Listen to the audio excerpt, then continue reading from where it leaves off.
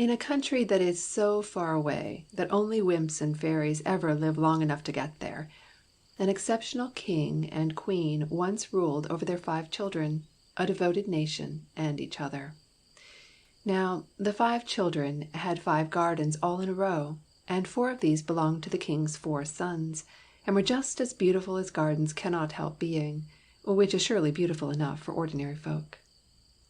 The Princess Gentianella, however, was anything but an ordinary princess, and her garden, the one that came at the end of the row, was far more beautiful than any one could possibly describe.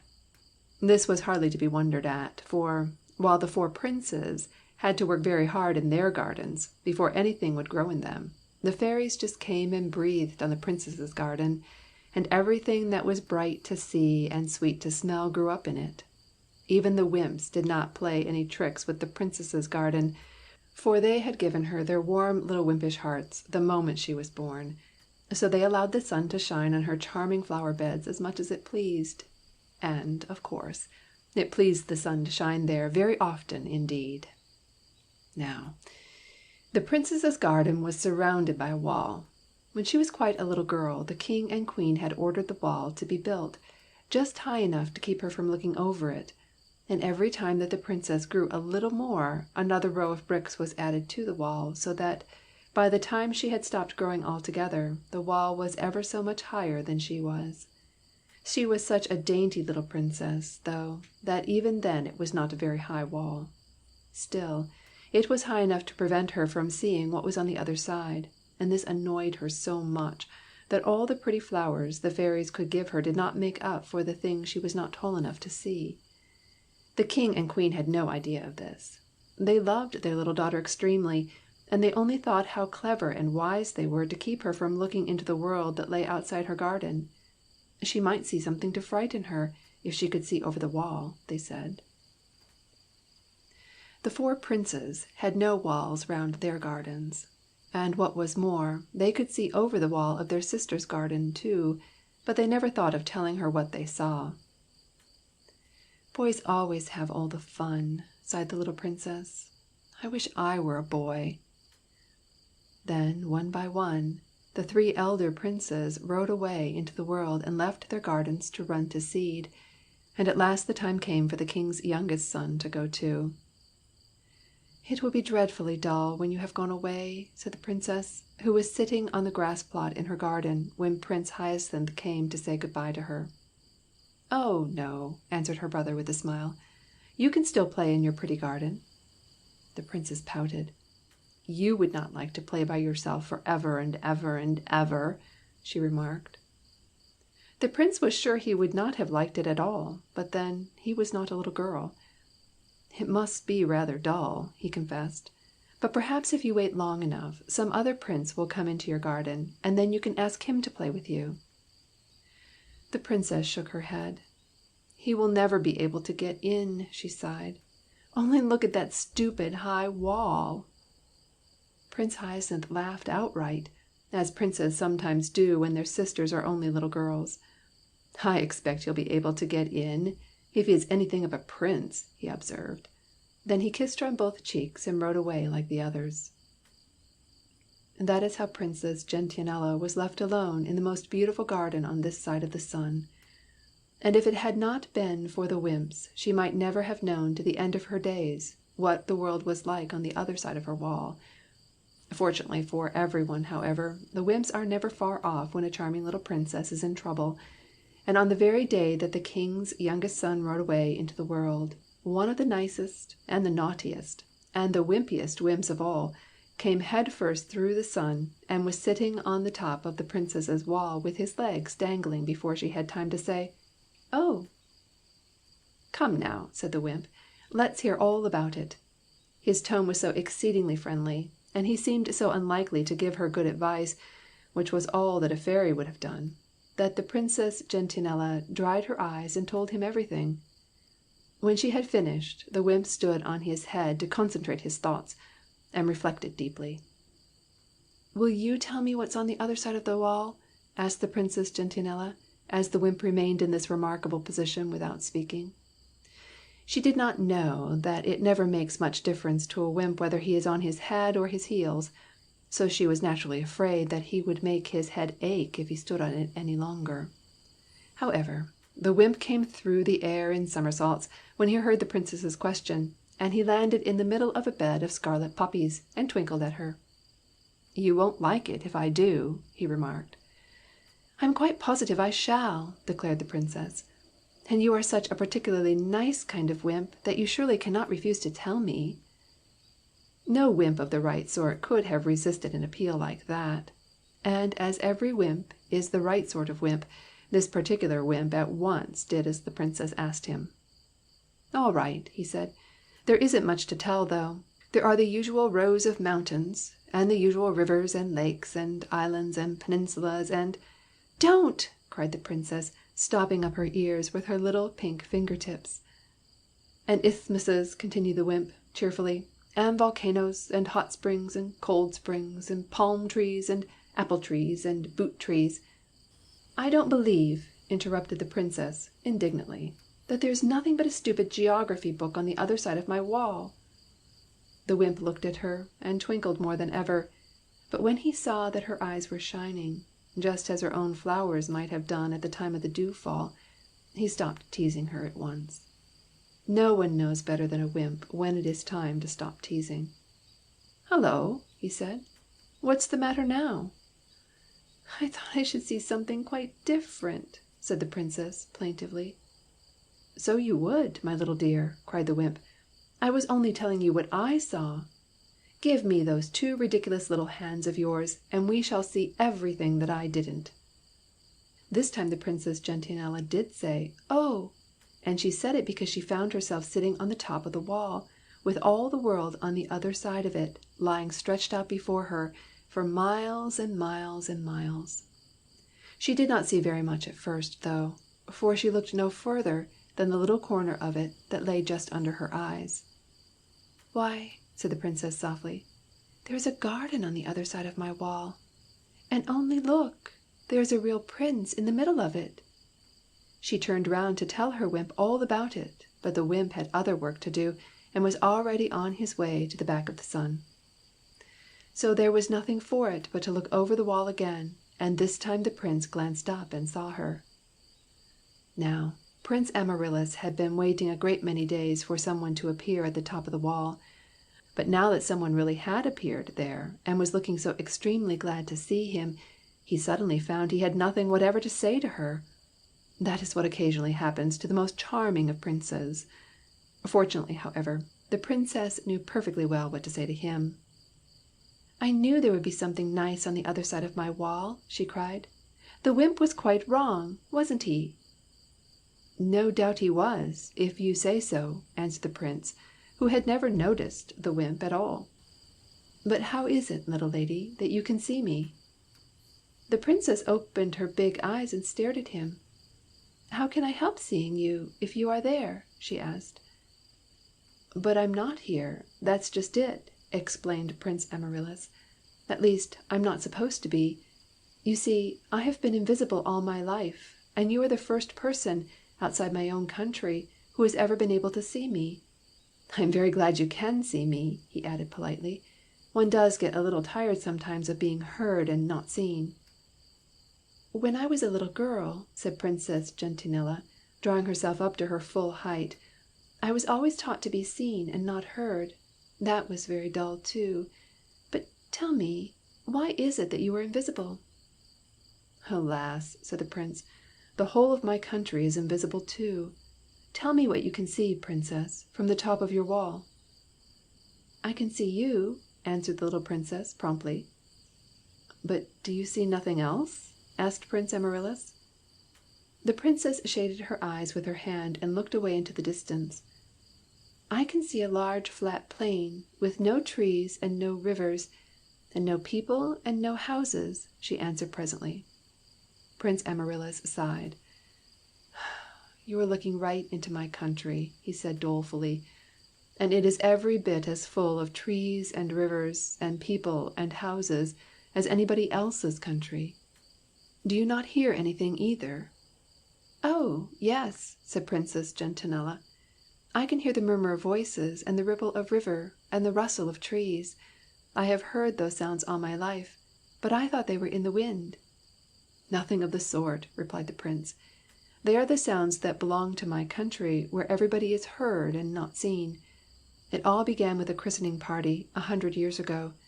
My great-grandfather was king then, and he was the most absent-minded king that has ever ruled over us, and he forgot to ask the witch to dance with him, which, of course, offended her deeply. And it happened that she was a witch who was always making experiments. So she experimented on my country at once by making it invisible, and it has been invisible ever since." "How strange," said Princess Gentianella. "I never remember hearing anyone talk about your country." "Oh, of course not," sighed the Prince. "You can't expect people to talk about a thing that isn't there, can you? You have no idea how stupid it is to live in a place that no one can see." "But why does not someone disenchant your kingdom?" asked the Princess, who had read quite enough history to know that kingdoms are always disenchanted sooner or later. "That is what I am trying to do," answered Prince Amaryllis. "The spell can only be removed if a king's son will spend a whole year in this waste piece of ground and make it into a beautiful garden. But although I have been here nearly a year, I have not been able to make a single flower grow. It is a little tiresome," he added with another sigh, "for it is part of the spell that I shall have to be executed if I fail." "Dear me!" exclaimed the little Princess. "You are much too nice to be executed. Won't you let me come and play in your garden? Perhaps I might help you to make the flowers grow." Prince Amaryllis shook his head and smiled. "It is not a nice garden to play in," he said. "I think I will come and play in yours instead, and you shall teach me the way to make the flowers grow." So the Prince jumped over the wall into the Princess's garden, and they walked about, hand in hand, among all the bright flower beds that the fairies had planted there. They did not plan very much, though, for they had so many things to talk about, and they talked and talked and talked, without stopping a moment, for the rest of the afternoon. For all that, when tea-time came and the Prince went back into his own garden, he remembered all sorts of things he might have said to the Princess, if he had only thought of them in time, while Princess Gentianella, in the middle of her second cup of tea, also remembered all the things she might have said to the Prince, only she had not said them. That is always the way with princes and princesses who are carefully brought up. After that, Princess Gentianella and the Prince Amaryllis played together for a number of days, but they always played in the Princess's garden, because it was a much nicer garden to play in, and as for the Prince's garden, they seemed to have forgotten that altogether. Then, one afternoon, when the Princess ran out as usual into the hot sunshine, her Prince, from over the wall, met her with a very disconsolate face. "The year has come to an end," he told her, "and since I cannot make the flowers grow in my garden, I shall have to go and be executed as soon as the witch sends for me." The little Princess's lips began to quiver, and her eyes grew large and round and shining.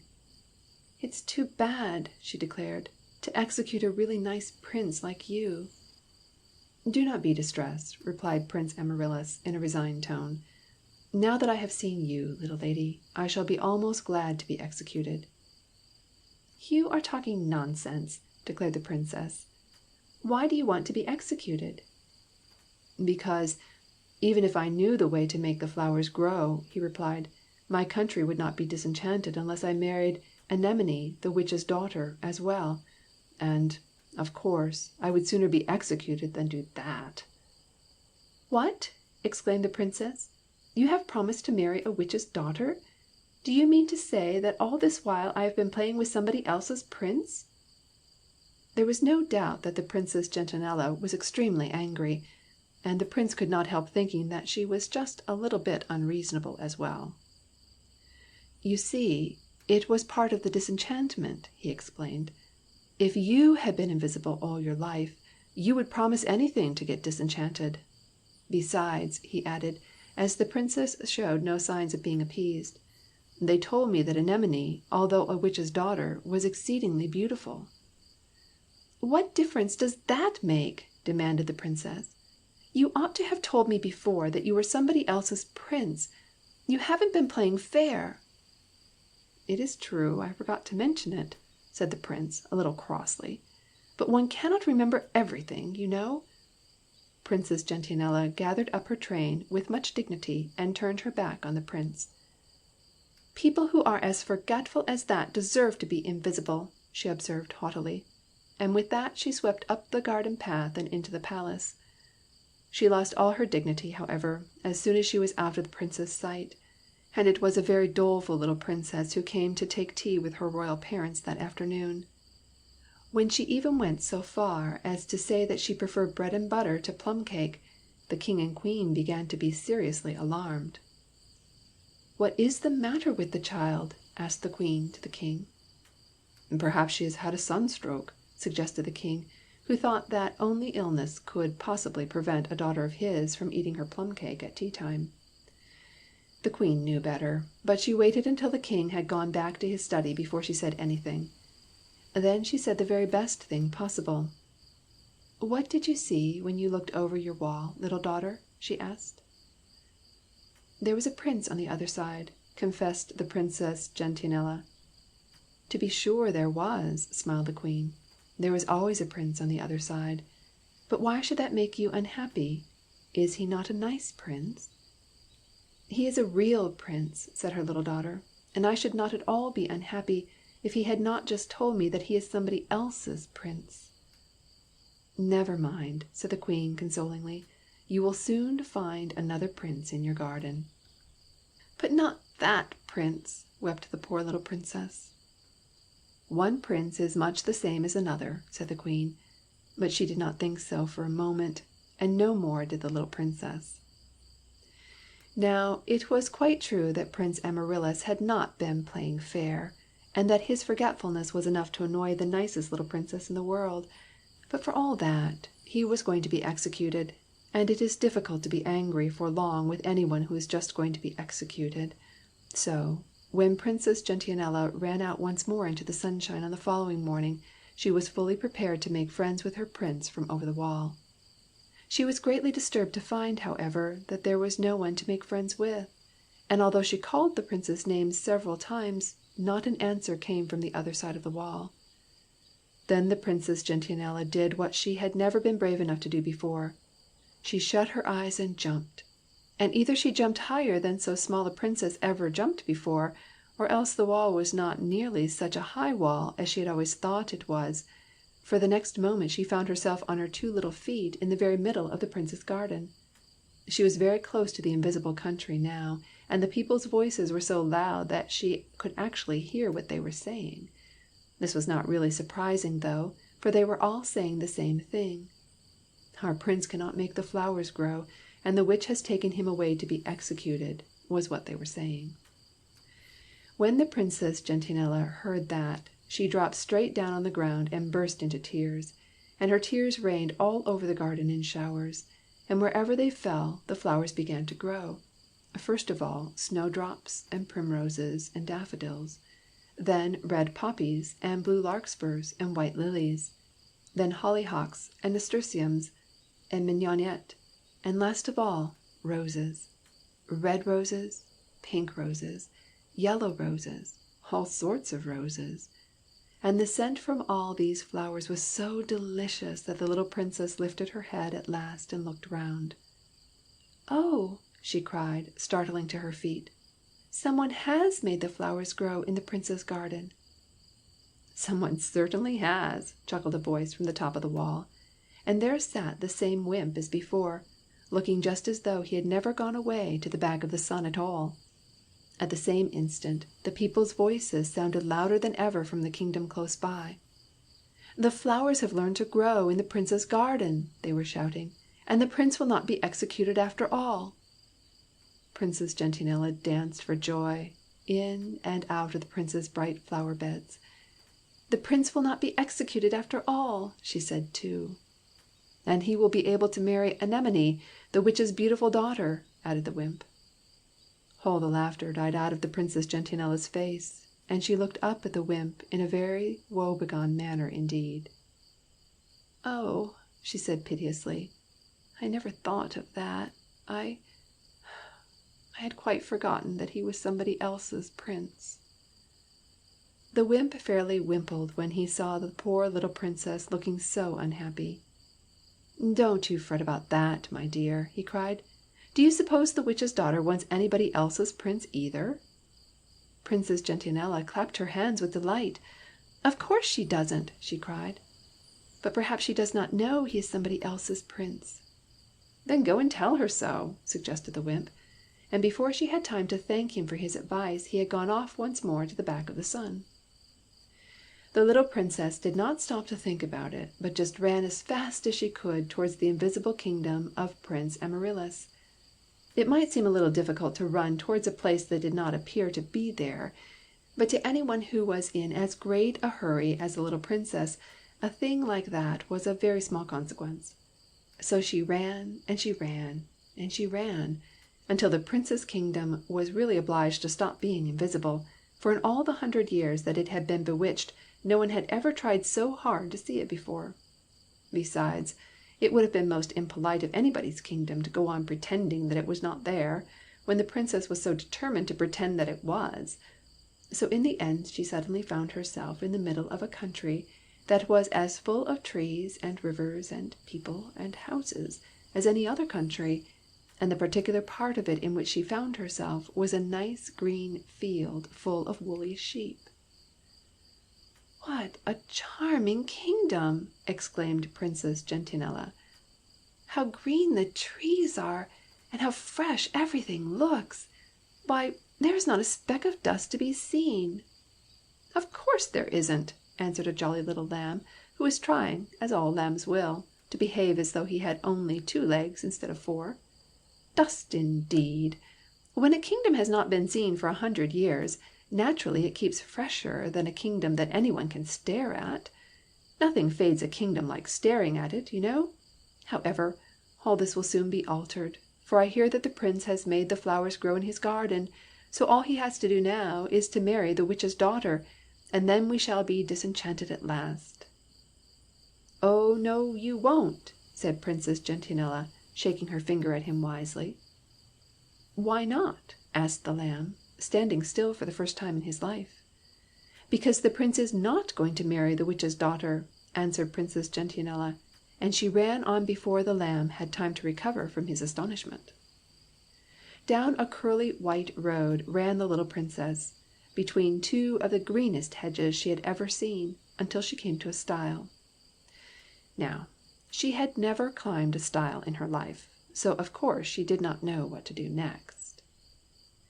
However, there stood the stile, waiting to be climbed, and there stood the princess, feeling very much inclined to cry, when it happened most fortunately that an old woodcutter came strolling along. He was a particularly cross-looking woodcutter, but the princess was in far too great a hurry to notice that.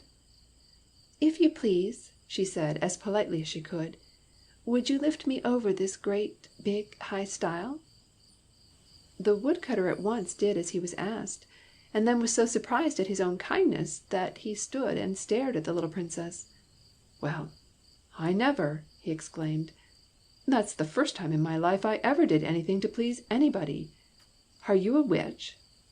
"No, but I'm looking for one," said Princess Gentianella. "Can you tell me where she is?"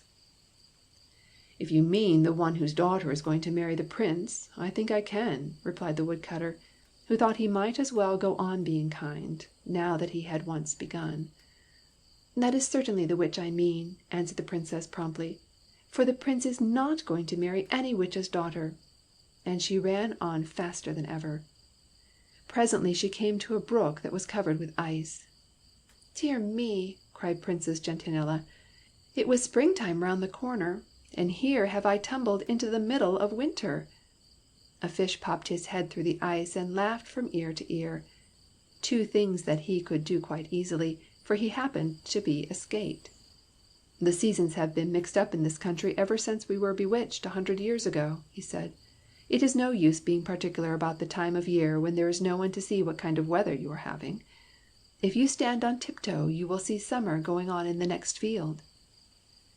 "It must be very difficult to know what clothes to put on when you take a walk in this country," remarked the princess. "But of course it doesn't matter what you do wear when there is no one to look at you." "Well, well," said the skate, Things will soon be altered, and the seasons will have to right themselves again, for I am told that Prince Amaryllis is going to marry the witch's daughter, and so the country will be disenchanted at last." "Rubbish!" laughed the little Princess knowingly. "Don't you believe everything that you are told. The Prince is going to do nothing of the sort."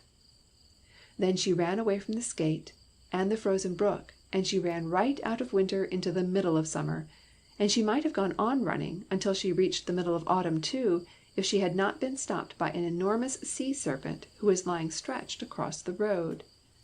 When the sea serpent saw the Princess, of course he flapped his 55 fins at her, and lashed his tail about furiously, and growled in a hoarse, fishy voice. But the Princess mistook his fury for politeness.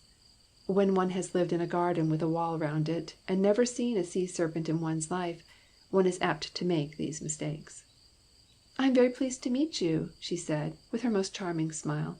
"I have often wanted to meet a dragon." "She calls me a dragon," groaned the sea serpent, foaming like the sea in the tempest, "and I am connected with the very best family of sea serpents. What will people say next?" "I am very sorry," said the Princess humbly. "You see, I thought, as you were not in the sea—" "I was expecting that," interrupted the sea serpent bitterly. "No one ever will believe in me unless I stop in the sea. It is very depressing." "I am sure I am very glad you have come out of the sea," said the Princess politely, "because it has given me the pleasure of meeting you. But does it not make you very thirsty to lie in this hot dusty road?" "Not nearly so thirsty as stopping in the sea and having nothing but salt water to drink," answered the sea serpent. "People do not realize what a thirsty life a sea serpent has to lead. If they did," he answered severely, "they would not stand in front of him and ask so many questions." The Princess laughed merrily. "I do not want to stand here at all," she explained, "but unless you move your tail a little on one side, I really cannot get past." "If you do get past," growled the sea serpent, "you will fall into the witch's hands." "That is exactly where I want to fall," cried Princess Gentianella. "Only you must move your tail a little bit more than that, or else I am afraid I shall step on it." It was such a novelty for the sea serpent to find some one who was not frightened of him, that he had not the heart to tell her that he was going to eat her up. So he moved his tail out of the way, and Princess Gentianella blew a kiss to him from the tips of her little pink fingers, and ran on as before. The next person she met was an old woman who was picking thistles in a field. "I wonder why you are doing that?" said the Princess, opening her big blue eyes. "I am making an experiment to see if I can find any one with so brave a heart that the thistles will not be able to hurt it," answered the old woman mysteriously. "But does it not scratch your fingers to gather those large prickly thistles?" asked the little Princess. "Perhaps it does," the old woman said shortly. "But who do you suppose is going to gather them for me?" She seemed rather cross, but the Princess supposed it was because she had pricked her fingers so much. "Well, I am in a most tremendous hurry, but I think I can stop and help you," she answered, and down she dropped on her knees and began to pick thistles as fast as she could. And when the thistles saw what soft pink fingers were going to take hold of them, they at once bent back all their prickles and allowed the Princess to gather as many as she pleased without giving her so much as a scratch. When she had filled the old woman's apron for her, she began to run off at full speed to make up for lost time. But the old woman called her back. "Stop!" she cried. "Where are you going?" "I am going to find the witch's daughter," answered the Princess Gentianella, looking back impatiently.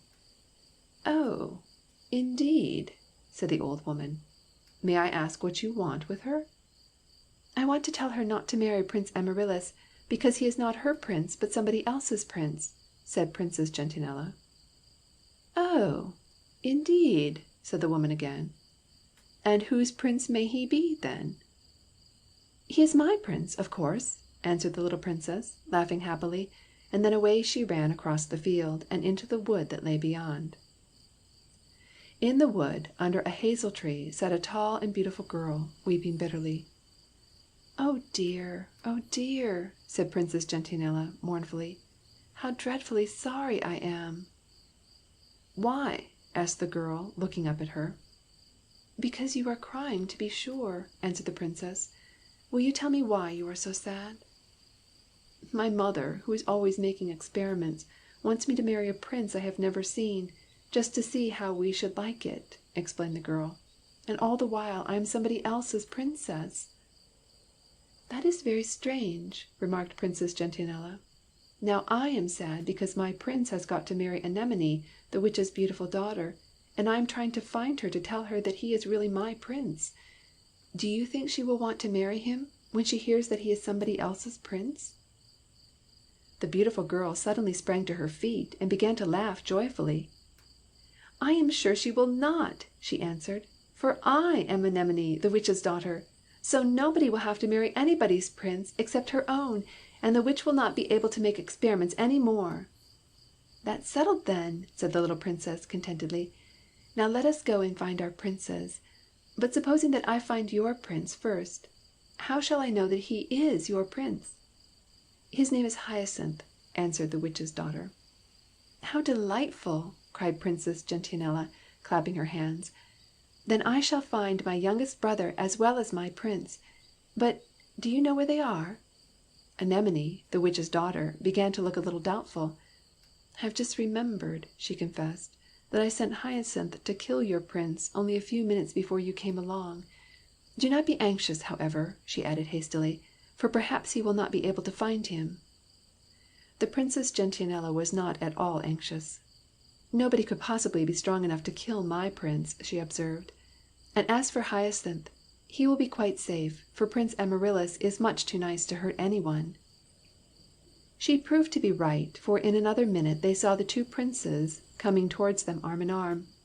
And if this should seem extraordinary, it must be remembered that it all took place in an enchanted wood, where a witch had been making experiments for hundreds and hundreds of years. "There was no necessity to kill him, dearest," cried Prince Hyacinth, "for he is somebody else's prince." He held out his arms as he spoke, and into them ran Anemone, the witch's daughter. And of course there is no need to tell into whose arms the little princess ran. After that, there was nothing to be heard in the wood except kissing, until the witch suddenly stepped on the scenes. "Cobwebs and broomsticks! What is the meaning of this?" she cried furiously. Three of them turned round and faced her in an extremely nervous manner, for, after all, a witch is a witch, and they knew fast enough that she could turn them into any shape that she pleased. The Princess Gentianella did not seem nervous, however. "Why, you are the nice old lady I met in the field!" she exclaimed. "I believe I am," said the witch, who had never been called a nice old lady in her life before, and was not quite sure how to take it. "I have found my prince, you see," continued the little princess, smiling away as happily as possible. "So it seems," said the witch. She was afraid to say more than that, in case the princess should find out who she was, and she thought she should like to be a nice old lady a little longer first. "And have you found any one yet who has so brave a heart that thistles could not hurt it?" asked Princess Gentianella. "I think I have," said the witch.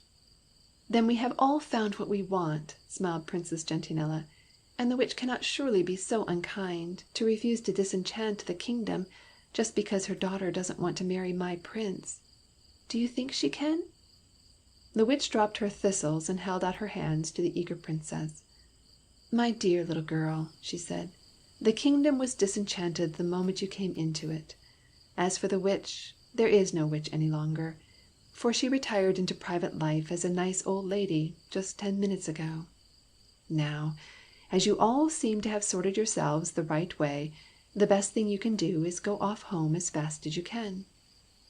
No doubt that is where Anemone must have gone with her prince, for when the little princess looked round and found herself standing once more in her own garden, there was no one with her except Prince Amaryllis. "Now may I come and play in your garden?" asked Princess Gentianella softly. The prince shook his head. "I have a much better idea than that," he said. "We will pull down the wall and make it all into one garden."